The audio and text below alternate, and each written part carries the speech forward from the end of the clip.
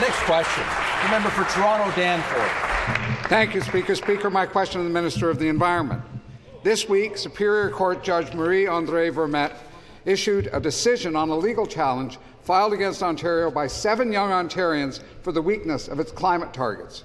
She found that Ontario's targets fall severely short of what the scientific consensus requires, and that this increases the risk to Ontarians' life and health. Why won't the minister act to protect the life and health of Ontarians? The Minister of the Environment, Conservation and Parks. Thank you, Speaker. Speaker, we welcome certainly the ruling that said what we know, Speaker, that the will of this legislature to ensure that we move beyond the regressive green energy practices, a carbon tax that was punishing our next generation. And what is this government responding and doing, Speaker? This government's working with industry to electrify the arc furnace. Taking 2 million cars off the road.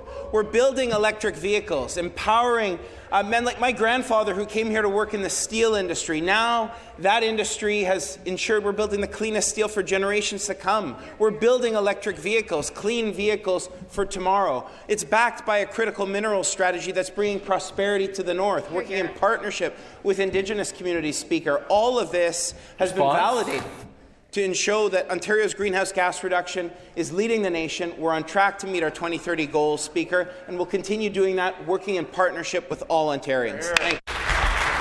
Supplementary question. Speaker, Ontario's goals are completely inadequate, and that was noted by the judge.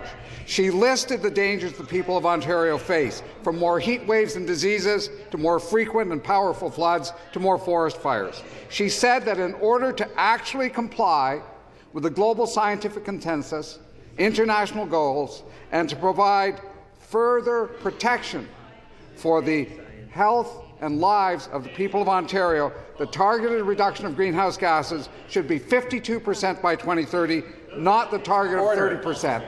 The target that is set will not protect life and health. What will it take for this government to actually protect the health and lives of the people of this province?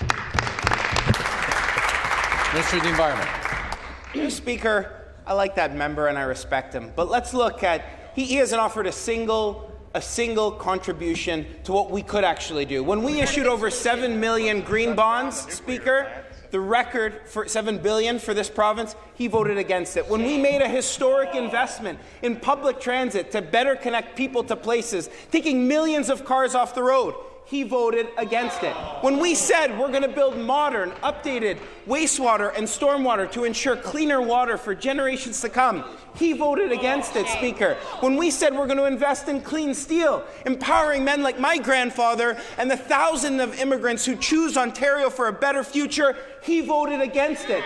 Speaker, he offers nothing but misery, a carbon tax on farmers, a carbon tax on single families, a carbon tax on men and women of this province. We'll say no every time. Stop the clock.